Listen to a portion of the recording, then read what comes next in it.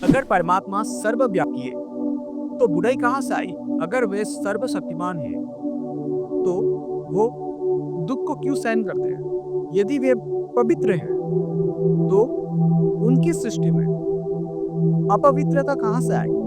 पश्चिमी विचारधारा सदियों से इन प्रश्नों से जूझ रहा है। दार्शनिकों, धर्मशास्त्री और वैज्ञानिकों ने इस पर बहस की, परंतु विरोधाभास आज भी बना हुआ है। लेकिन प्राचीन काल में हमारे देश के ऋषि मुनियों ने इस प्रश्न का उत्तर दिया है और वो इसको ईशा उपनिषद के एक श्लोक में समझाते हैं। वो एक ऐसा समाधान है जो हमें वेद के भ्रम से निकालकर अद्वैत के सत्य तक पहुंचाता है। आज हम ईशा उपनिषद के 8वें श्लोक का गहराई से विश्लेषण करेंगे। ये एक ऐसा मंत्र है जो वास्तविकता का नई समझ खोलती है। इस वीडियो को अंत तक देखें क्योंकि ये आपकी धारणा को पूरी तरीके से बदल सकती है।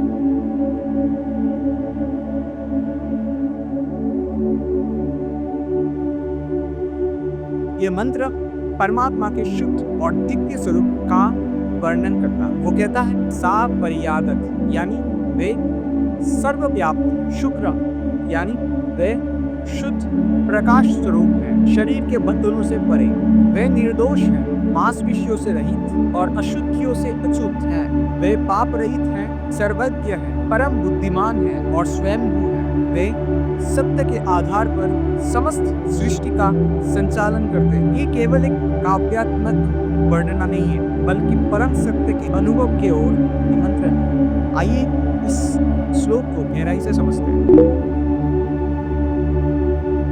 कई विचारधाराएं भलाई और बुराई के इस विरोधाभास में झुलसती रही है। यदि ईश्वर सर्वव्यापी है तो बुराई का अस्तित्व कैसे संभव? यदि वे सर्वशक्तिमान है तो शैतान कहाँ मौजूद है? ये सवाल हमेशा रहा। पश्चिमी धर्मशास्त्रीय लोगों ने इस प्रश्न का समाधान नहीं कर पाए, लेकिन हमारे देश के ऋषि मुनियों ने इसको समझाते हैं। वो कह रहे हैं कि वो लोग बुराई को ईश्वर के समक्ष ना रखते, उसे एक स्तर नीचे रख रहे हैं, जहाँ देवता और असुर दोनों ही द्वैत में रहते हैं। सोचिए, एक फिल्म निर्देशक अपने फिल्म की कहानी बनाता है। वो एक नायक को और एक खलनायक को गढ़ता है, दोनों के बीच संघर्ष भी होता है, ये सब घटनाएं घटती है, लेकिन जो निर्देशक है उस फिल्म के, वो इन दोनों से परे है। वो इन दोनों को देख रहा है और इसी का द्वैत कहता है। वो द्वैत से परे है। हमारा जो ब्रह्म है वो भी ऐसे ही है। ये जो द्वैत की जो दुनिया है वो केवल एक नाटक है और परम सत्य उससे परे है, जिसे हम ब्रह्म कहते हैं। कल्पना कीजिए कि एक मकड़ी अपने जाल को अपने खुद के शरीर के अंदर से उत्पन्न करती है, किसी भी बाहरी सामग्री की उपयोग नहीं करना।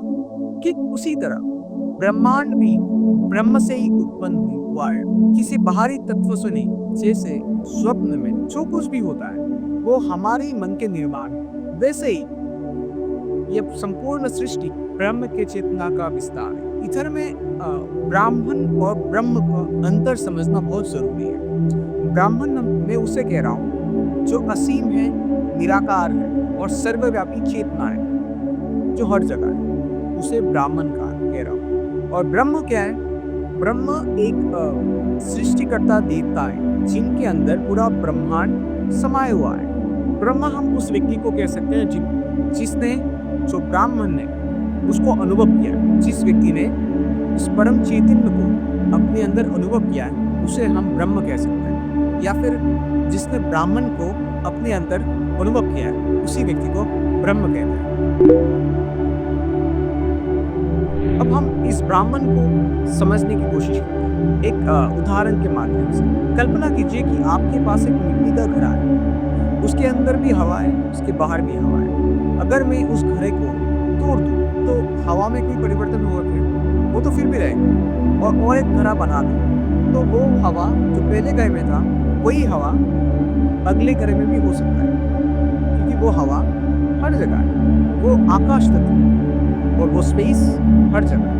अब समझे, एक घड़ा को अगर एक जगह से हम हटा के दूसरे जगह पे ले, उसके अंदर जो स्पेस है, क्या उस स्पेस में कोई परिवर्तन आ रहा है? बिल्कुल नहीं। यहाँ पे जो स्पेस था वही स्पेस इधर भी होगा। आप समझे? तो ये जो ब्रह्म है, जो ब्राह्मण है, वो हर चीज में मौजूद होता है। वो स्पेस की तरह है, वो हर चीज में है, लेकिन वो किसी भी रूप से बंधा हुआ नहीं है। वो हर जगह है, लेकिन किसी भी रूप से बंधा हुआ नहीं है। उसी चीज को हम परमात्मा कहते हैं। जो परम चैतन्य है, वो हर जगह है। हमारा जो मन है, वो हाँ या ना, सही या गलत के सोचने की आदि है। लेकिन हमारा जो आत्मज्ञान है, वो इस सीमित नॉलेज से परे है। ब्रह्म का सत्य हाँ और ना दोनों से परे है। वो द्वैत से ऊपर है। वो तर्क, बुद्धि और अहंकार से ऊपर है। ये मंत्र, ये जो हमने समझा ईशा उपनिषद के, ये सिर्फ परमात्मा का वर्णन नहीं करता, बल्कि हमें उस परमात्मा को अनुभव करने के लिए आमंत्रित करता है और हमें कहता है कि हमें उस द्वैत से परे जाना है और हर रूपों के पीछे छिपे निराकार को पहचानना है। और हमें ये समझाता है कि हम पूरे सागर के सिर्फ एक बूंदी नहीं है, हम सब सागर हैं। पूरा सागर की हिस्सा है। जब एक बूंद सागर में मिल जाता है तो वो सागर बन जाता है ना। तो ये बूंद रूपी अहंकार को मिटाना बहुत जरूरी है। जब आप उस बूंद को सागर में मिला देते हैं, मतलब जब आपका अहंकार मिट जाता है सागर में मिलने के बाद, और सागर क्या है? परमात्मा।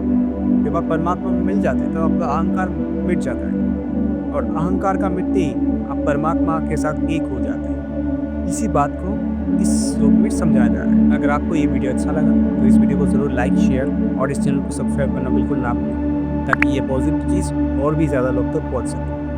धन्यवाद। नमस्कार।